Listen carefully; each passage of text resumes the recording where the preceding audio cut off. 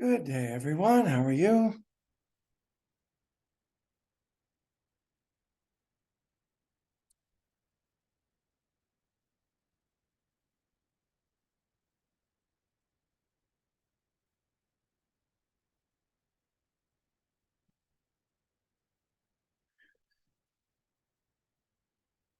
And good morning.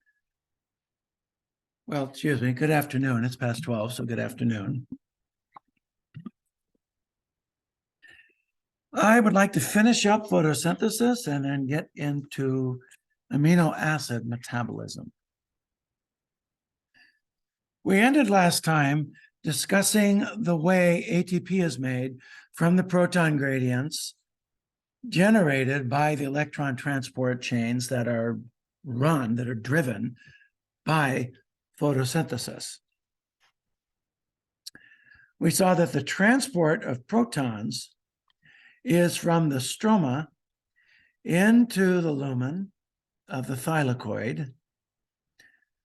Because this is a sealed compartment, the pH difference between the stroma and the thylakoid lumen is substantial. Those protons are then returned to the stroma with the subsequent synthesis of ATP. While the ATP synthase in plants, animal mitochondria, and bacterial plasma membranes are all structurally pretty similar, the directionality is the same for bacteria and mitochondria, but it's flipped in plants. Nevertheless, the mechanism by which we make ATP is the same. And while the case with mitochondria comes from electron transport chains that are driven by reductant taken from the oxidation of carbon sources, it's put into one end of the electron transport chain. That creates a proton gradient. In plants, it is due to electrons being moved because of these plant pigments being turned from relatively poor reducing agents into relatively good reducing agents, thanks to light energy that they absorb. That sends electrons down electron transport chains. That pumps protons into the thylakoid lumen, as seen here. So this would be the photosystems doing that, pumping of the protons into the thylakoid lumen. Then the protons are returned to the stroma through the ATPase. And the stoichiometry of this has been rather well worked out. pH inside the thylakoid lumen is very, very low. Proton concentration is quite high, pH is quite low. You get very good, very extensive ATP production thanks to this. So you make about 3 ATP for every oxygen molecule that you make. That would be every molecular oxygen that you make. And green plants and blue-green bacteria, they can make reductant and ATP. They have the Z scheme, so they have the benefits of both photosystem 2 and photosystem 1. They make reductant via non-cyclic photophosphorylation. They make ATP via cyclic photophosphorylation. So the electrons from PS1, they can either go to the ferredoxin and to the ferredoxin NADPH oxidoreductase, or they can go back to the cytochrome B6F complex and back to photosystem 2. That's cyclic photophosphorylation. That only makes ATP, it doesn't make any reductant. And plants can adjust the ratio of ATP and NADPH by switching between the two photosystems. By switching between the two modes of photosynthesis. And we looked at that. This depends on where PS1 and PS2 are located in the thylakoid. That location is regulated by the intensity of light and by the pools of reduced plastoquinones.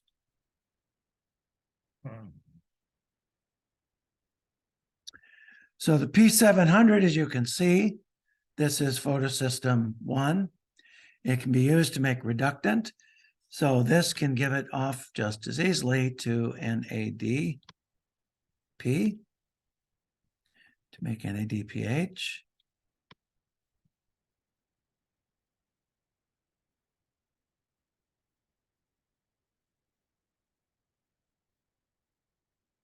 And if it does that,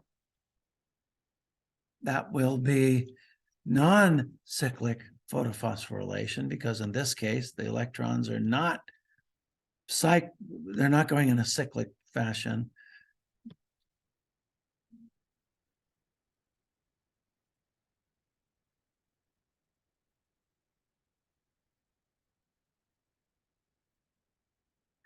And in this case, you can see the electrons from the ferredoxin, they just go straight back to the cytochrome B6F complex, back to the plastocyanin, back to P700. So in this case, the electrons all stay with photosystem 1, but that's okay. You get ATP out of this.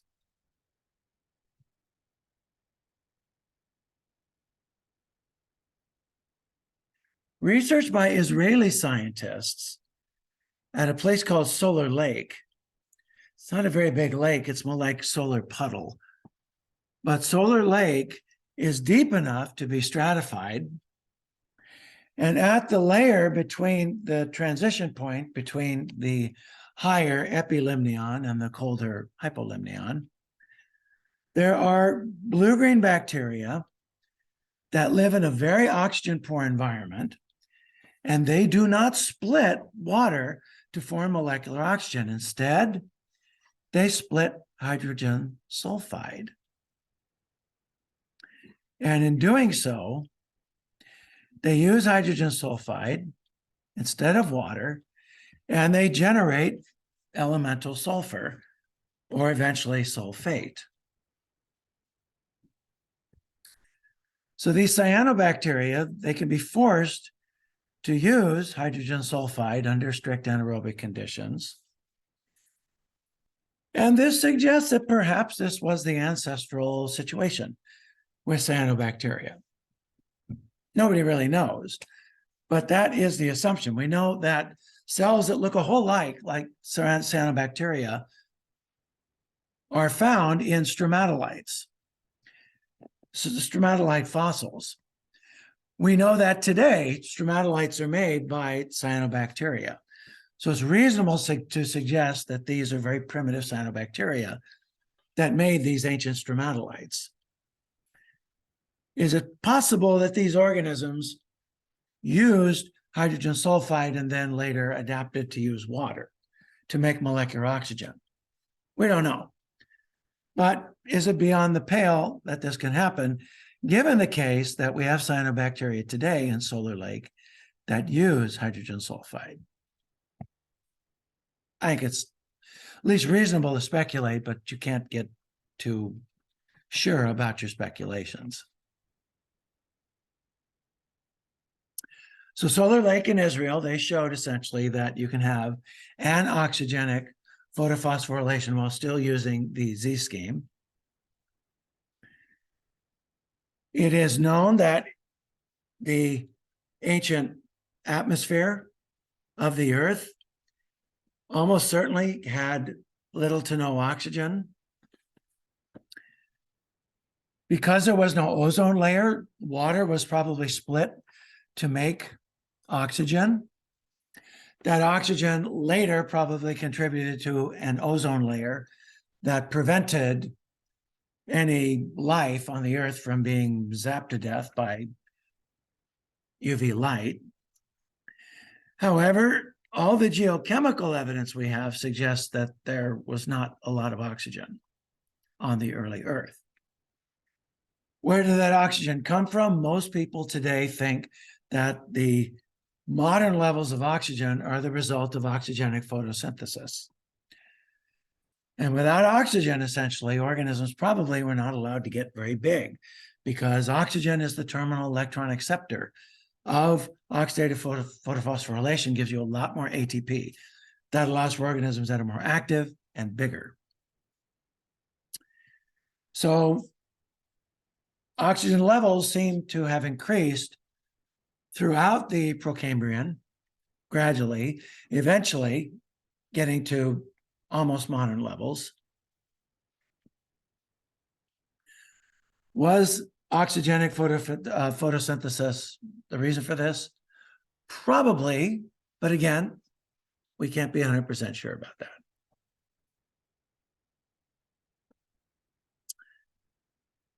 Now, bacteria rhodopsin is a remarkably interesting protein that is found in these halophilic bacteria that in particular you find in the Great Salt Lake or the Dead Sea. These organisms have a large amount of carotenoid in their membranes. Those carotenoids protect these cells from photo damage. But they also have bacterial rhodopsin that lets them use the sunlight for the generation of maintenance energy. So in these places, the salt concentration is very, very high. 4 molar salt is not at all uncommon. Some of these halophiles can live in even higher salt conditions. Molecular oxygen is very poorly soluble under these conditions. So the energy made by bacterial rhodopsin, which by the way is not that much, is a supplemental form of energy. Most of these organisms get their energy from fermentation, so they don't grow very quickly.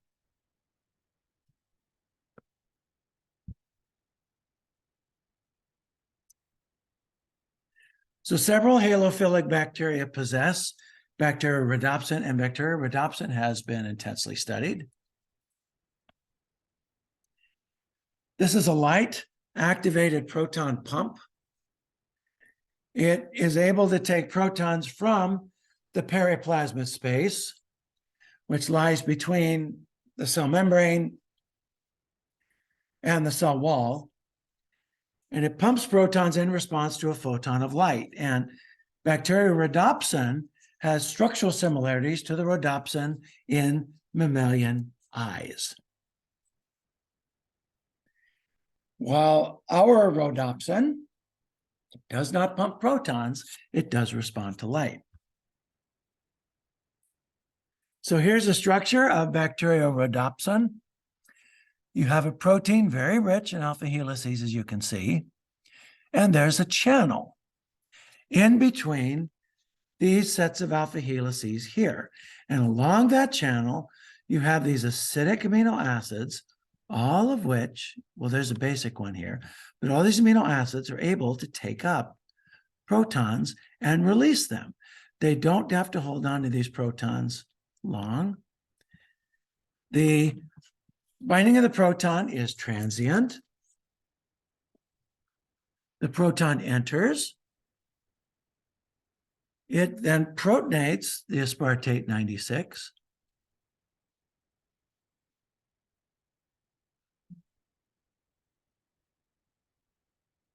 It dissociates. Oh, you know what? I'm going the wrong way.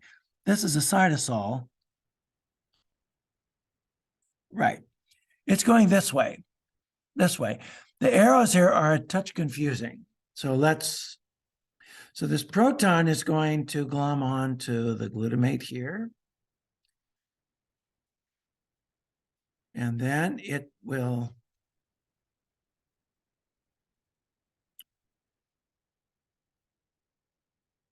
then go through here to here, to here, to here, to here, here. And there's a retinol, as you can see. And that retinol, as you can see, has something to do with the aspartate here, aspartate 85.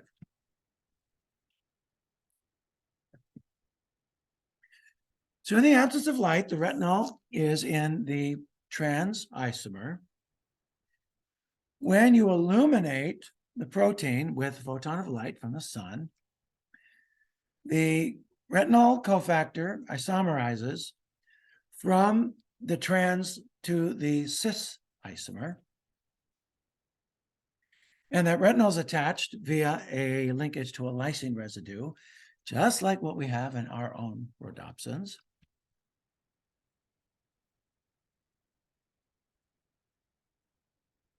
As you can see in the dark, these different amino acids are very tightly hydrogenated. Because of those hydrogen bondings, the protonated shift base, as you see, has a fairly high pKa.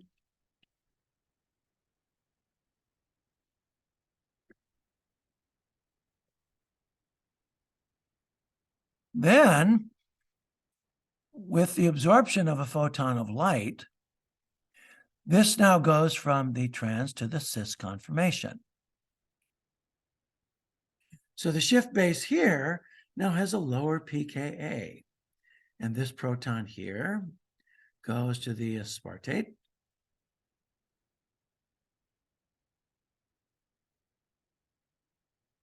Then to the arginine. Then to the glutamate. And then it's released into the cytosol.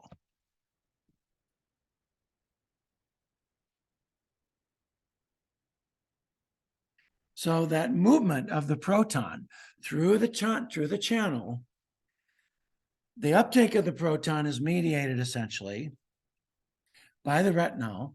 The retinol holds it when it's in the dark. Once it gets irradiated by the light, it will release that to the nearby aspartate, and then to the nearby arginine, and then to the glutamate, and then to the cytosol. This movement, if as you will, is mediated by isomerization, light-mediated isomerization of the retinol. And then these different protonatable amino acids essentially shepherd the proton through into the cytosol. That pumping of the proton now provides a way for the cell to pump protons out and use ATP synthase to make ATP. Do cells get a lot of energy from this? They don't get that much, but they get more than enough to give them a growth advantage. Hence, bacteria rhodopsin.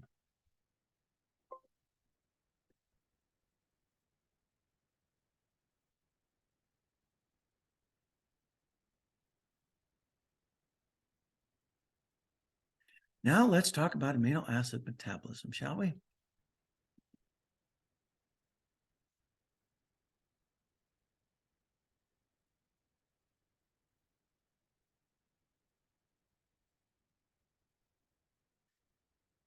So nitrogen is the premier component of our atmosphere.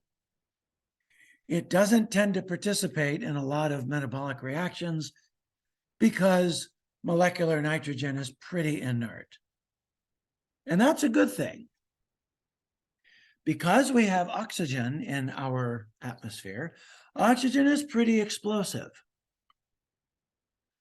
Now, oxygen levels might have been higher during the Carboniferous period. We know that the Earth was covered with lots and lots of forests during the Carboniferous period. We also know from the fossil record, the Carboniferous period was a time when there were lots of fires. So some people have suggested that during the Carboniferous period, oxygen levels were higher than they were today. And when you had lightning storms, those lightning storms in this high oxygen atmosphere created explosive situations. And that might have been the impetus for many of these fires that you see in the fossil record. No idea if that is true, but because we have the oxygen and nitrogen mix in our atmosphere that we have, our atmosphere is pretty stable. We can have lightning storms without things blowing up.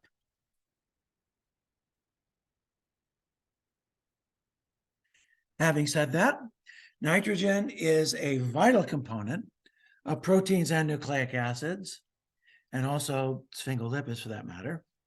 So getting and using nitrogen is a really important part of our metabolism. Nitrogen is acquired from the atmosphere by organisms that fix atmospheric nitrogen to the level of ammonium. Those are almost all microorganisms that do that. That ammonium then gets converted by nitrification bacteria in soil either into nitrite or nitrate. Nitrite and nitrate, unfortunately, don't bind clay particles as well as either phosphate or sulfate. So they are more likely to be displaced from clay particles and sent down to the water table. So it's not uncommon for farmers to poison nitrifiers using a product called N-Serve. N-Serve.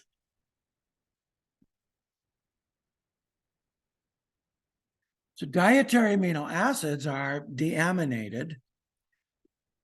That gives us alpha keto acids, and the nitrogen gets released as ammonium. If you're a fish, that's great. You just excrete the ammonium out your gills. And there are several animals that can do that. Fish do that. Salamanders do that. Different types of amphibians do that. Marine and freshwater invertebrates do that. We don't do that. We don't live in the water. So ammonium, as it turns out, is pretty toxic because it can poison the Krebs cycle. So you need to have some sort of strategy for dealing with ammonium. And the way we deal with ammonium is by converting it into the relatively innocuous compound urea. And then urea is our major nitrogenous waste that we excrete.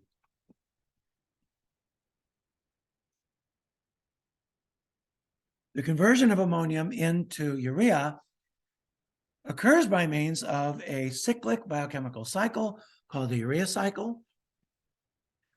Hans Krebs, who discovered the Krebs cycle, was one of the people who helped elucidate the urea cycle. And as you can see, the urea cycle and the Krebs cycle are inextricably linked, metabolically speaking.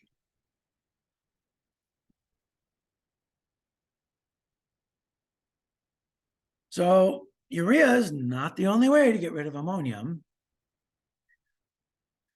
So we make urea, interestingly. So do sharks. Sharks actually concentrate urea in their tissues, and that gives them buoyancy.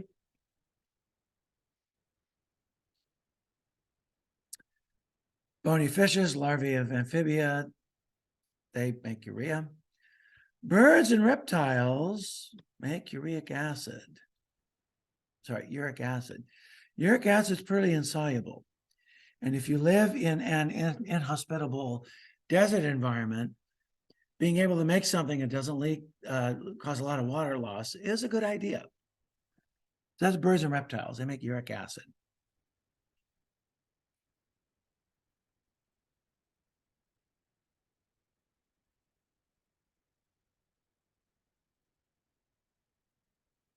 So in humans, dietary proteins are degraded to amino acids in the gastrointestinal tract.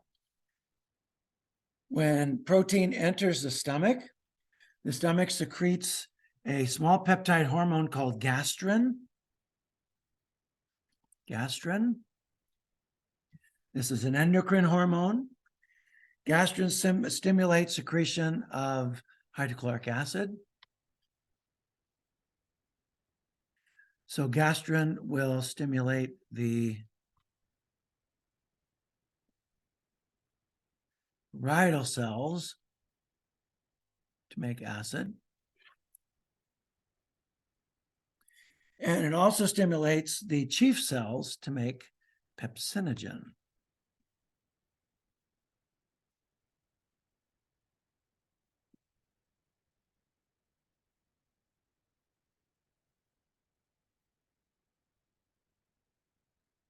Pepsinogen is an inactive form of the protease pepsin. So it's a zymogen form of pepsin. In a low pH environment, pepsinogen cuts its own amino terminus off, and that activates it to a pepsin. So pepsin in a low pH will auto-activate.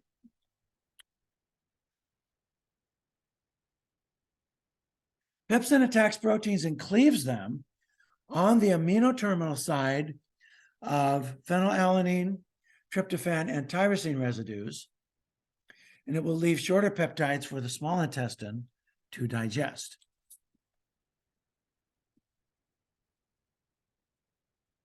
Once these acidic components enter the duodenum, a small peptide hormone called secretin gets produced. Secretin stimulates the production of bicarbonate ions from the pancreas. And then the presence of amino acids in the small intestine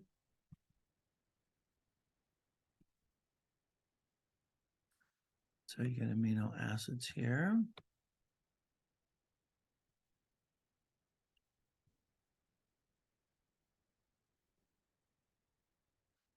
That stimulates production of a peptide hormone called cholecystokinin.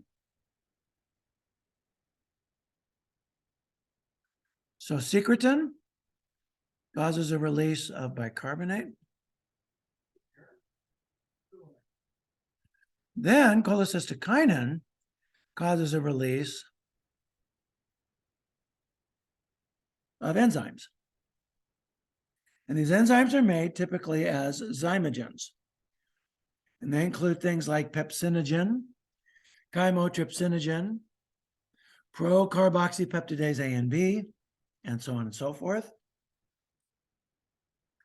Trypsinogen is activated by an enzyme that is stuck to the surfaces of the mucosal cells. So there's an enzyme stuck here called enterokinase. Enterokinase activates trypsin.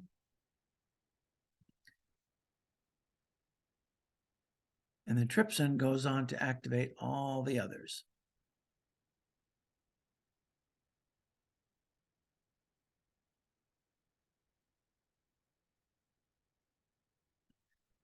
These will clip proteins in very specific ways. Aminopeptidases degrade proteins from the amino terminus. Carboxypeptidases will degrade them from the carboxy terminus. Trypsin cleaves after basic amino acids like lysine and arginine. Chymotrypsin cleaves after aromatic amino acids like phenylalanine, tyrosine, and tryptophan. Free amino acids and dipeptides are taken up by intestinal mucosal cells and secreted into the blood. And in the blood, free amino acids are transported to the liver for further biochemical processing.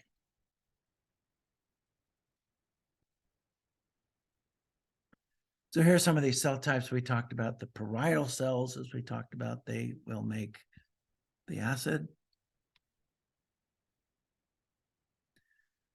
The chief cells, they'll make the pepsin. And then you have several other cells that act as glands that make gastrin and things like that.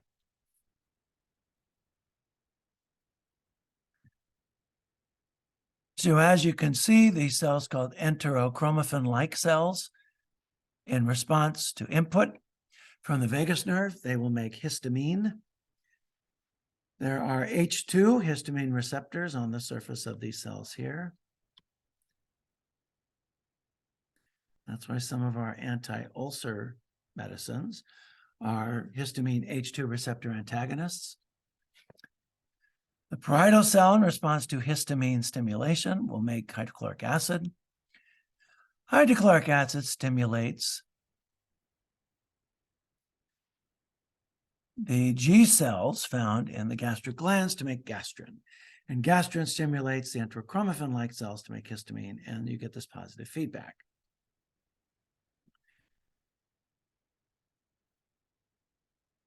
The other thing that stimulates gastrin is the amino acid phenylalanine. So phenylalanine, as you see, it's in the picture here. That tells the G cell that there's protein around. And this shows the autoactivation of pepsinogen to pepsin. And pepsin takes your big protein polypeptide chains, converts them into shorter polypeptide chains or oligopeptide chains.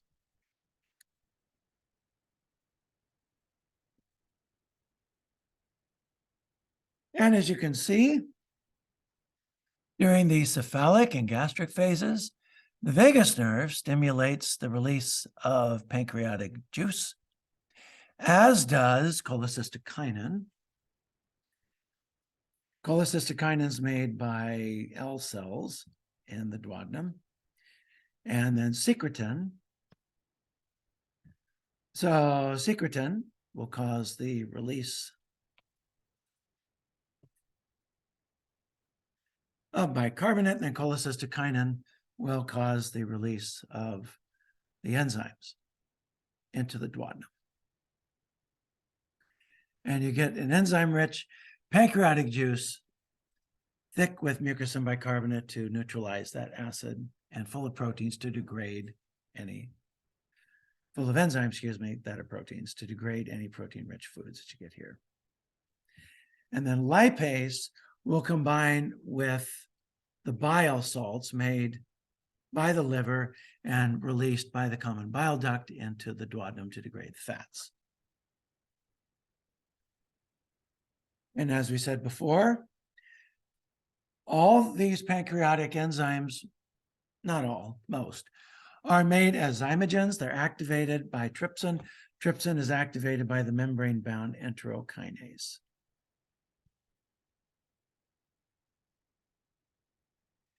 Then trypsin goes on to activate a lot of these others. So they're now active.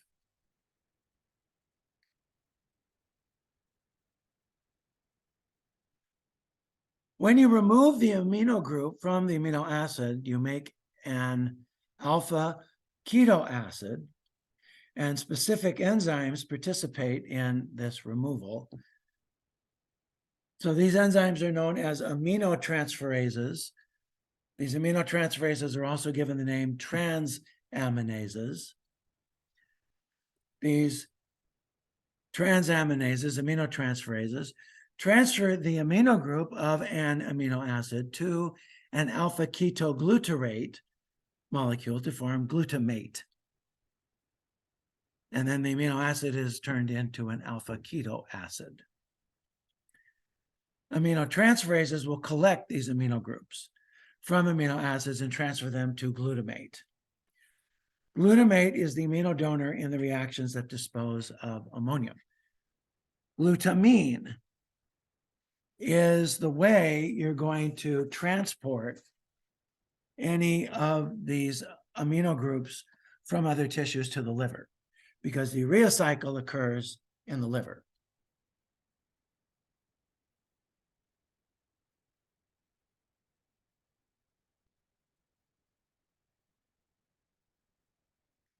Aminotransferases or transaminases.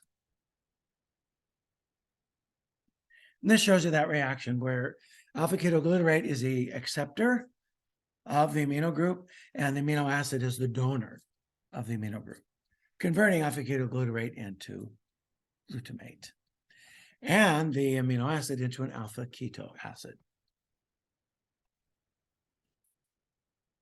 All aminotransferases, all transaminases, contain the factor pyridoxal phosphate. Pyridoxal phosphate is also known as vitamin B6.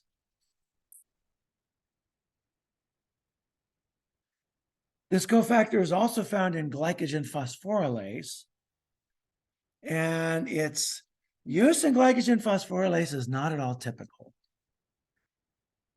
So this molecule comes from pyridoxamine. Well, excuse me, pyridoxal phosphate gets converted to pyridoxal amine phosphate during the transamination.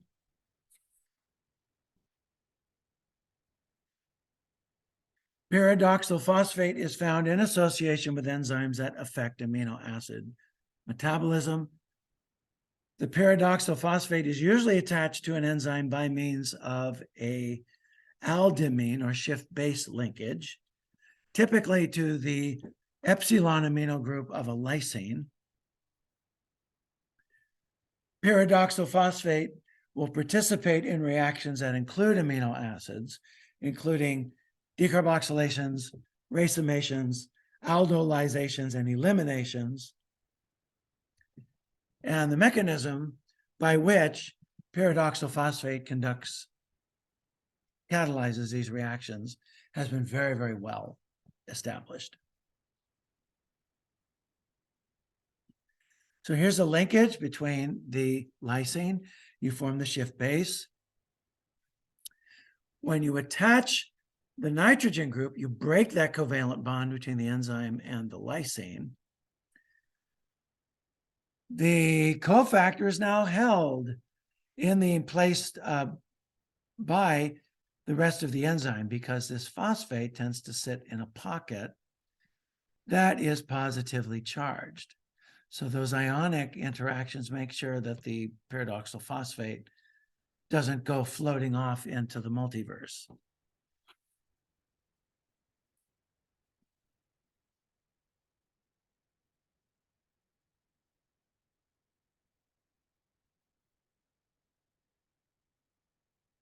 So here's the mechanism by which pyridoxal phosphate participates in transaminations. This is a complicated mechanism. We'll go through it slowly. So the shift base linked amino acid that you see here in the top here, right there.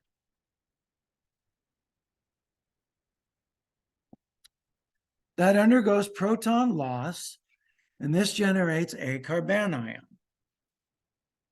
You can see the carbanion.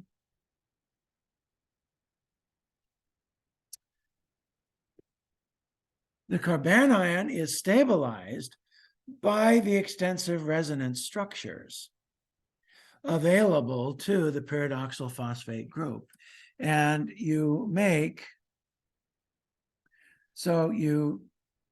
the carbanion here undergoes proton loss. You make the quinonoid intermediate. The addition of a proton and hydration will cause the release of an alpha amino acid and produce a pyridoxamine phosphate, So when you react this with the L-amino acid here, here's your shift base intermediate or aldimine. You lose the proton. This now can undergo resonance stabilization. You add water across this. There's your alpha keto amino acid. Here's your pyridoxamine phosphate.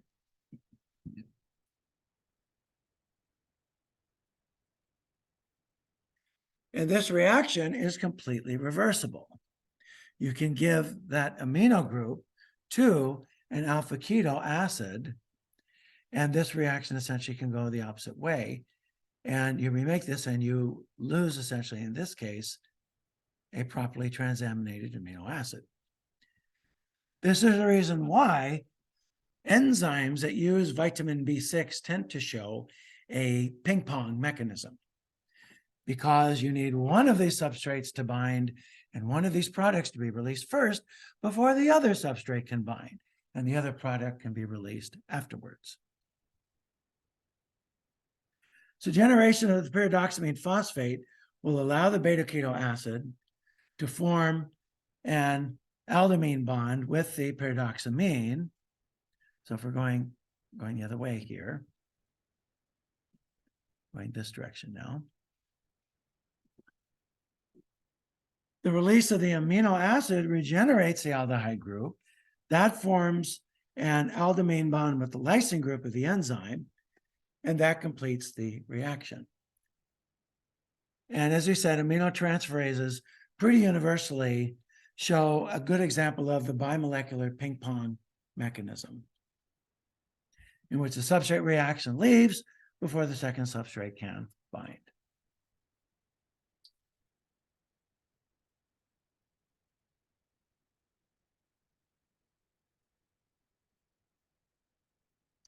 So in hepatocytes, glutamate is transported into the mitochondrion. In the mitochondrion, glutamate undergoes oxidation, but it's an interesting type of oxidation. It's an oxidation that also results in glutamate giving up its amino group. This is called an oxidative deamination. And this is carried out, this is catalyzed by the enzyme glutamate dehydrogenase. So this forms a Schiff base as an intermediate. Then water comes in, breaks that bond, you get an ammonium, and that gives you alpha-ketoglutarate. Alpha-ketoglutarate can be shunted quite easily into the Krebs cycle. Glutamate dehydrogenase, because it sits kind of at the center of the pinwheel of nitrogen metabolism, is pretty heavily regulated. That really shouldn't surprise you.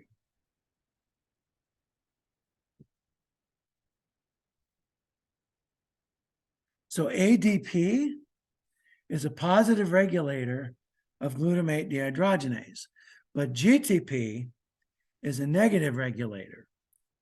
Remember, GTP is made by the Krebs cycle.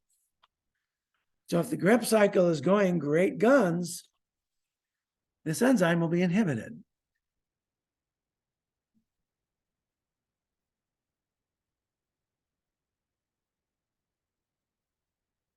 ADP tells you that your energy charge is kind of low. Now, if we look back at this, we see that you need a reductant in order to get this reaction to go. So ADP, if it's high, that tells you usually you're in the middle of some sort of catabolic situation. So you need to put this through that pathway in order to make alpha-ketoglutarate to keep the Krebs cycle going.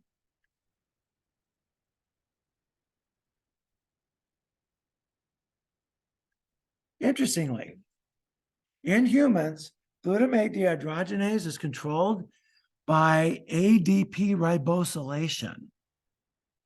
What's that? Well, you think of ATP being hydrolyzed and the phosphate going on the target. Well, in this case, instead of the phosphate going on the target, the ADP is attached to the target. That's called ADP ribosylation. This ADP ribosylation is carried out by the product of the SIR4 gene, SIR4 gene. This regulation is relaxed in response to caloric restriction and low blood glucose levels. So under these circumstances, glutamate dehydrogenase activity is raised in order to increase the amount of alpha-ketoglutarate produced. Alpha-ketoglutarate in this case will provide energy by being used in the Krebs cycle to produce ATP. So the control of glutamate dehydrogenase through ADP ribosylation is important in insulin-producing beta cells. Beta cells secrete insulin in response to an increase in the ATP to ADP ratio. And as amino acids are degraded by glutamate dehydrogenase into alpha-ketoglutarate, the ratio of ATP to ADP rises and more insulin gets secreted. So the SIR4 protein is necessary to regulate the metabolism of amino acids as a method of controlling insulin secretion and regulating blood glucose levels. All right, so this reaction makes ammonium. Ammonium is quite toxic to animals. It poisons the Krebs cycle. It removes alpha-ketoglutarate, and in the brain, it interferes with the synthesis of neurotransmitters. It can be used if you have a lot of ammonium. You can use it to make glutamate. You can also use it to make the neurotransmitter gamma-aminobutyric acid. However, If there's high ammonium levels, you get more glutamate, and that gets converted to glutamine, then it is converted to GABA. So you have a buildup of glutamine, and glutamine impairs astrocytes because the astrocytes take up the glutamine. It causes them to swell. That decreases GABA production, and GABA production tends to tamp down neurotransmission.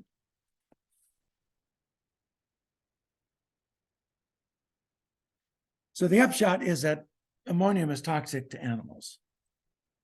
So ammonium does not get released into the bloodstream. Instead, glutamine synthase will take glutamate and ammonium and convert it into glutamine. And it does this in a two-step process. You have to activate the glutamate to gamma-glutamyl phosphate. That's an enzyme-bound intermediate. Takes ATP to do this. Then the ammonium can come across that acyl phosphate bond, add the ammonium, and you get the amide. And then an enzyme called glutaminase can convert glutamine to glutamate.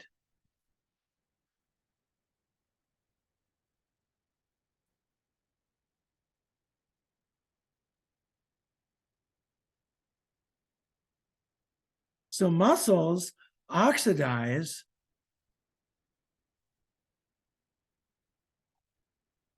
amino acids for energy, and the amino groups from oxidized amino acids are collected by glutamate.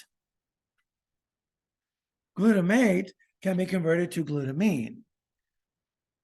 Glutamine is then transported to the liver. Alternatively, the enzyme alanine aminotransferase can handle the amino group from glutamate and give it to pyruvate to form alanine. Alanine can then also be transported through the bloodstream to the liver, where it's deaminated to form pyruvate and glutamate. The glutamate enters the mitochondrion and undergoes the usual deamination and integration into the Krebs cycle. So pyruvate is then used to synthesize glucose. And since muscle activity generates lactate, the conversion of lactate to pyruvate and then to alanine, which is then converted to glucose, which then returns to muscle as fuel, provides a means by which energetic costs of gluconeogenesis are borne by the liver and not by the muscles. So glutamine, that's how you get rid of ammonium. You convert alpha-ketoglutarate to glutamate, then glutamine. It's transported through the blood to the liver. The liver breaks it down to glutamine. Breaks down glutamate to breaks down glutamine to glutamate using the enzyme glutaminase. That generates an ammonium group, which is converted to urea. And then the alanine glucose cycle, whereby the liver takes the waste products of muscle metabolism in the form of alanine, converts it to gold for the muscle in the form of glucose via gluconeogenesis, secretes it into the blood, and then the muscle is able to use glucose for its metabolic purposes. This is called the alanine glucose cycle, otherwise known as the Cori cycle. The Cori cycle. Both liver and muscle have alanine aminotransferase. Alanine aminotransferase, by the way, is one of the enzymes that you look for when you look for, you do blood tests for liver function. And levels of alanine aminotransferase that are too high are indicative of liver damage.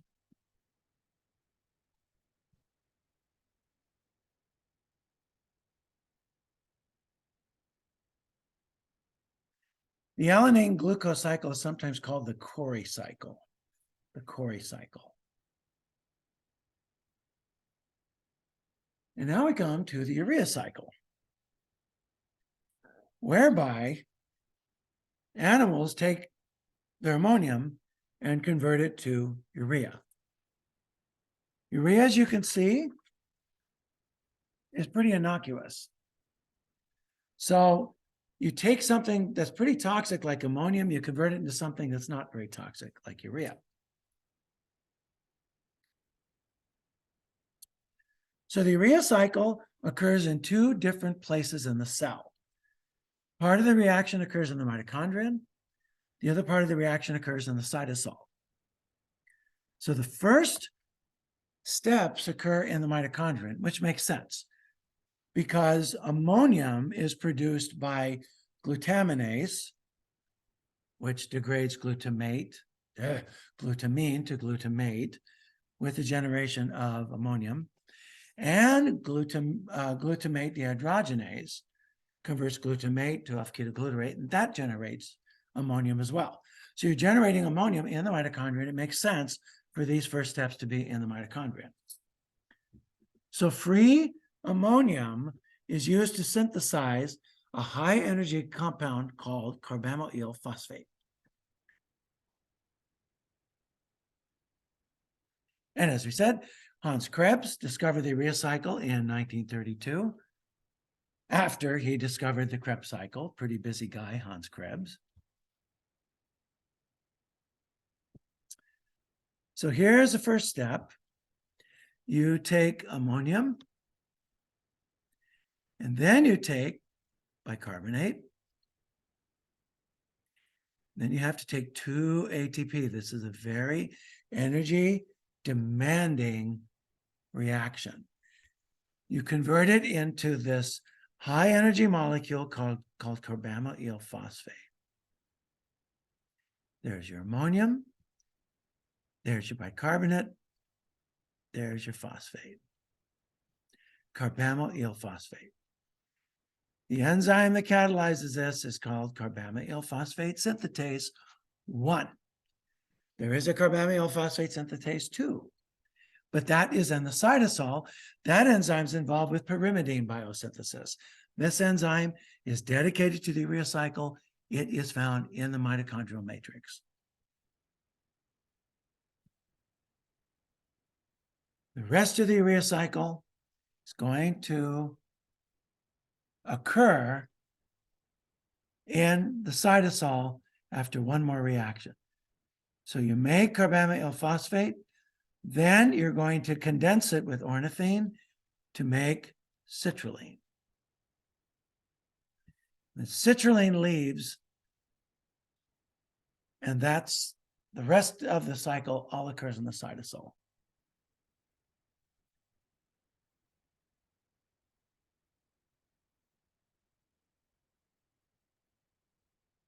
So there are a couple of ways to bring glutamate into the mitochondrion. You can make aspartate for the urea cycle. So by using oxaloacetate as your acceptor, aspartate aminotransferase takes the amino group from glutamate, gives it to oxaloacetate, you make aspartate and alpha-ketoglutarate. You get a bonus here because aspartate is necessary for the urea cycle. And alpha-ketoglutarate goes to the Krebs cycle. So you get a bit of a bonus there.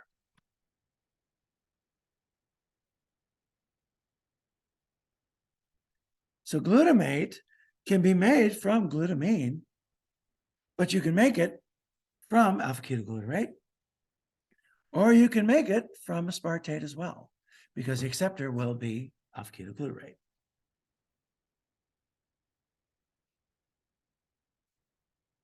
The enzymes for the urea cycle, particularly the cytosolic ones, show extensive channeling.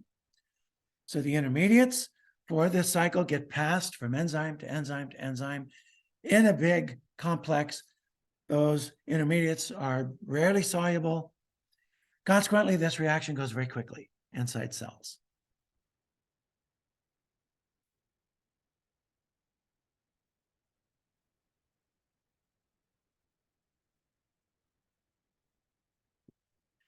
And these two cycles are connected by the aspartate arginosuccinate shunt. And that aspartate arginosuccinate shunt connects the urea cycle with the Krebs cycle. So these two cycles are very, very intimately paired. That's why when you make things to perpetuate the urea cycle, you also, as a side product, tend to make things that perpetuate the Krebs cycle. The cell has rigged it so that you can't help one without the other. Can't help one without helping the other. So let's take a look at the synthesis of carbamyl phosphate. Carbamyl phosphate isozyme 1 has a very low affinity for ammonia. It, however, is activated by a metabolite called N-acetylglutamate. N-acetylglutamate. N-acetylglutamate is made by N-acetylglutamate synthase.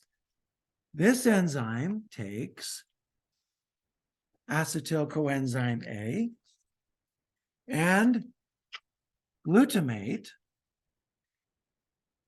You give up a free coenzyme A. That sulfhydryl group is a high energy thioester. You make a properly protonated sulfhydryl group. That's a good, stable leaving group. You now make N-acetyl.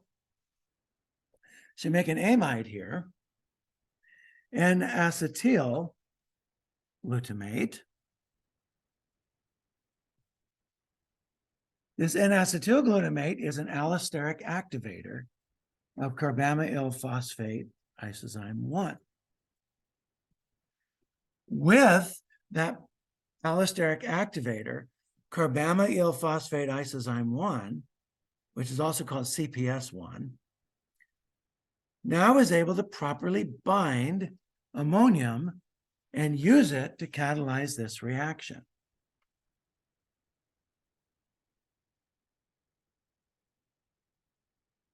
If you have a genetic deficiency in N-acetylglutamate, you don't have a functional N-acetylglutamate synthase, that can lead to toxic levels of ammonium that build up. This reaction, as you see, requires that you hydrolyze 2 ATPs.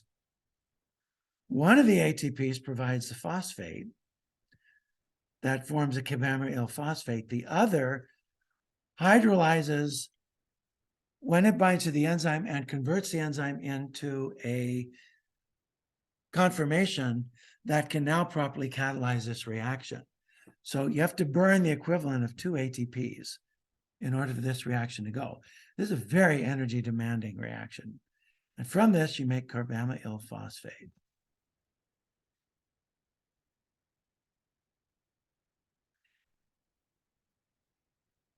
Citrulline will leave while ornithine comes in.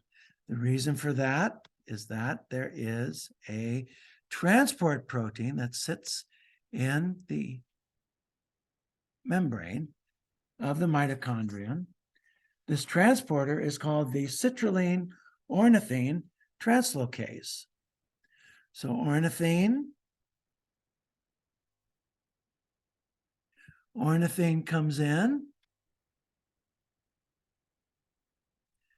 because the mitochondria needs ornithine, and citrulline goes out. So this is an exchange, and it's called the COT, the citrulline ornithine translocase. One goes in, one goes out. And the next reaction that takes carbamyl phosphate and converts it to citrulline is catalyzed by ornithine transcarbamylase. And that will be the subject of our discussion on Monday.